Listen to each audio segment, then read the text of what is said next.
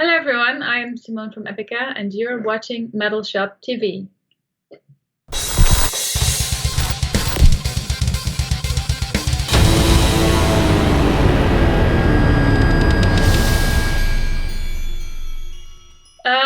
Well, Omega stands for the Omega point. That was one of Mark's topics in his lyrics. And we decided to name the album Omega because it's nice, short, and powerful.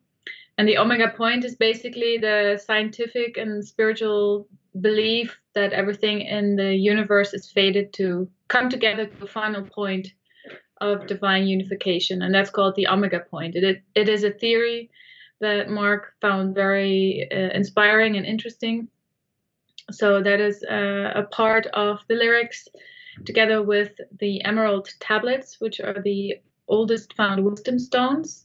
You can get like an English translation of those stones, and you can read them and interpret them in your own way. So those were two big inspiration parts for the lyrics, together with global warming, genome editing, personal struggles in life.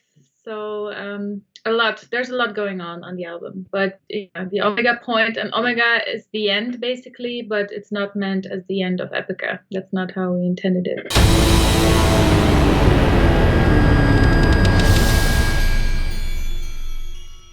I don't see it as like a competition that we have to do it. It's just something natural, like the evolution of the band. We always want the best result, and with each record that we finished or finalized, we like to analyze to see what we can do to improve it. And one big thing that we learned with the holographic principle was that our schedule was too full, and that we were all very much exhausted at the time where we had to write the album, because we were touring so much. And also after the holographic principle, that kind of continued. And for Omega, before Omega, when we started to write it, we had a sabbatical, so we didn't have any shows. And then we met together in a little house in the Netherlands. We all traveled from our different countries, because we live in 4 different countries, to spend time together as a band, to be creative together and not have any shows planned. So we learned to keep our schedules clear of any other obligations, so we could really focus on the new work and be also completely recharged, so to say.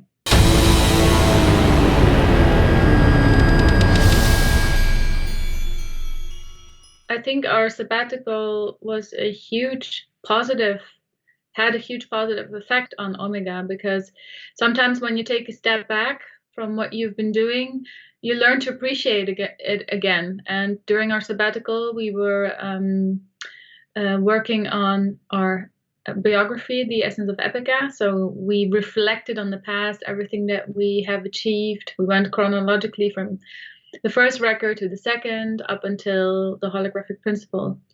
And I think we were always on tour or writing an album, and there was not much time to, take a step back and to relax and reflect and process everything that we have experienced. Everything always went so fast. And writing the biography was a little bit like therapy. And what was once more like a love-hate relationship, being in a band is really a dream come true. But at the same time, the biggest price you have to pay is being away from your family and friends.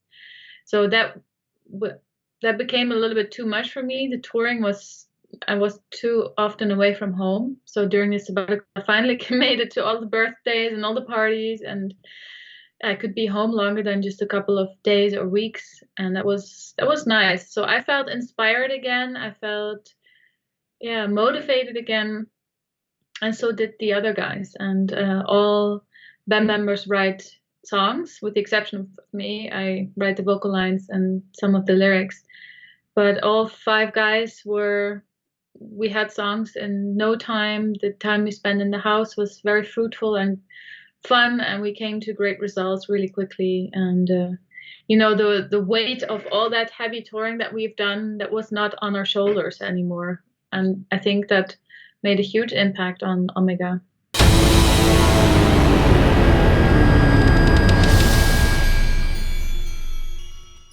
are a couple songs that are my ultimate favorites, like Code of Life, Kingdom of Heaven, and Rivers. Rivers is our most recent single, and that is just a very honest and raw ballad, and so far the response has been really positive. People can really feel the emotion that we put in the music and the singing and the lyrics.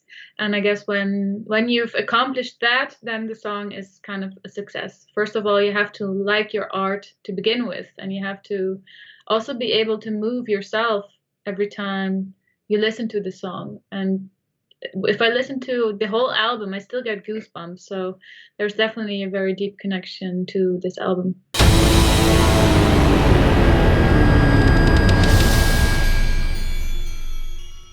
I am not, the times I'm recognized on the street, I live in Germany, even though I'm from the Netherlands. I get recognized maybe a couple times a year here in Europe, but in like Latin America, Mexico, Brazil, there, of course, I don't look like the people there with, I already look like a stranger or a tourist or an alien. So they pick me out of the crowd real fast. And there, we also sometimes have bodyguards with us because they can like all come together in a group of 20, 30 people, and then it can get a little bit intense sometimes.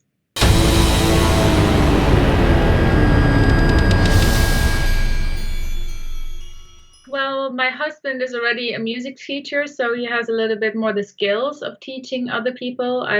I don't have the patience, and I am maybe not as strict as my husband, so there's a better work relationship between my husband and my son. So he tries to do a couple hours in the morning, and then I take over because he needs to go to work, and it's difficult. Yeah, I am not material to be a teacher. And the thing is, being home is amazing, spending time together as well. But the thing is that the situation is not relaxed. Everybody is kind of stressed, uncertain what's happening in the future. We cannot go on tour. We cannot promote the album. Our son misses his friends. He misses the structure of going to school. We don't have a huge house, so we have a small space. And it can be a little bit frustrating that you cannot get the work done that you have to do. So the stress level is high. Everybody's a little bit frustrated, but at the same time, we try to stay relaxed and take it day by day. We are healthy. We're still successful in our jobs. We can still somehow do our jobs. I mean, sometimes I'm in the bed with a laptop, then I'm in the bathroom. I try to work whenever I can. While cooking in the kitchen, I have the laptop there, and I try to do the interviews and all of that. And our son, he's very sweet, but he has bad days as well. So yeah, every day's different.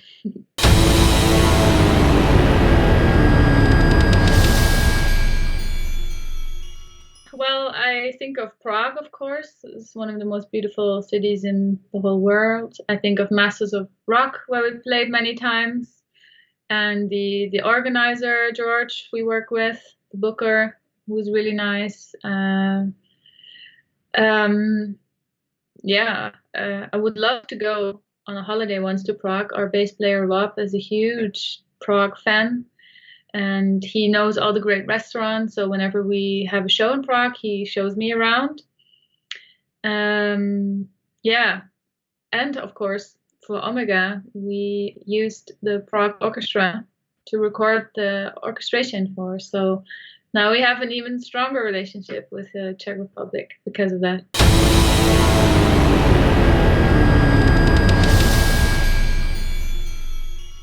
I live in Germany, and I really love the versatility of Germany, what it has to offer nature-wise.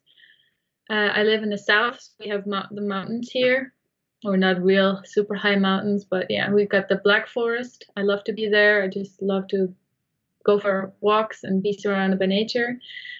And the Bodensee is an area we love to go for a holiday. The same with the Garda Lake in Italy. And Epica, we've been on a festival I think it was Slovenia. I'm not sure. I'm very bad with names, but that was also close to the mountains, and there was a river where the ice water from the mountains was like, it was ice cold, but the water was like super bright blue, and that's already a really long time ago that we played. I think we played there twice, maybe. So, but yeah, that's our privilege. We get to travel a lot. We see beautiful places. In Colombia, we also went to visit waterfalls. Don't ask me the name of the city. It's also probably around 8 years ago. And yeah, so many beautiful places we've been to. But I love all the countries we go to. Of course, the venues mostly are located in industrial areas, but we do get to see a little bit more of the country when we travel around. My son is schatje, pas een beetje op met het scherm. He has my headphones on, so he's also deaf now. Yeah, so many beautiful places, and I love nature, but I also really love cities and architecture, so old buildings, and that's where Prague is also one of the most beautiful cities in the world.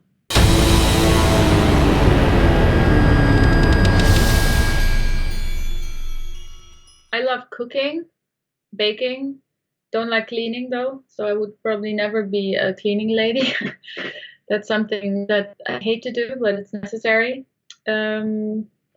I said in the past I always wanted to work with children, but now, having a child of my own, and I am often hired, or I do it voluntarily, to take photos of like little trips and stuff, and that's like louder than a metal concert to be around like 20-30 children in the age, between 5 till 10. They are extremely loud, and yeah, it's louder than a metal concert. So I take that back. I don't think I could handle working at like a kindergarten. It's insane, the decibel level over there. But I do love psychiatry, like how the brain works. I find it super interesting. But then at the same time, I am too sensitive to work with people that are, troubled, and I don't take it personal, but I'm affected if somebody else is not feeling well. So I don't think I can distance myself too much from that. But I still find it very intriguing and interesting to read about. And so I guess it would be something in the art sector, something with maybe fashion, makeup, or yeah, I get to do that now anyway. So not full time though, but it's all connected to being in the band and doing my own hair and makeup and working with stylists and doing video shoots, photo shoots. So photography, I love that as well. I'm doing that also already, but it's a very difficult job to make a living with. So I guess I would be screwed if I wouldn't be in a successful metal band. No, but I don't know. I didn't study anything other than like vocals. So I would probably officially have to go study something. But once I put my mind to something, if I'm very passionate, ambitious, I can, work my way into any different thing. And I believe also in what comes on your path is meant to be. So I don't try to worry too much about that. I am very pragmatic. So.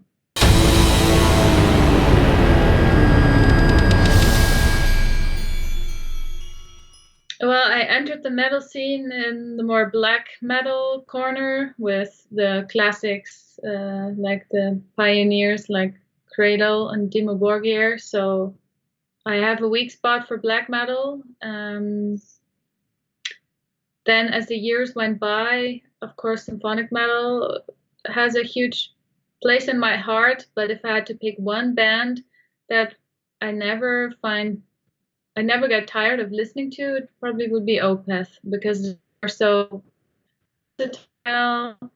I like the mood the music creates, or the mood I get into when I listen to it. And I love the little twists and the little, surprises in the music. I love the old Opeth, but I also love the new Opeth. So the one without the growls, but I do think that Mike has an amazing grunting voice, like growling. But yeah, that's over now.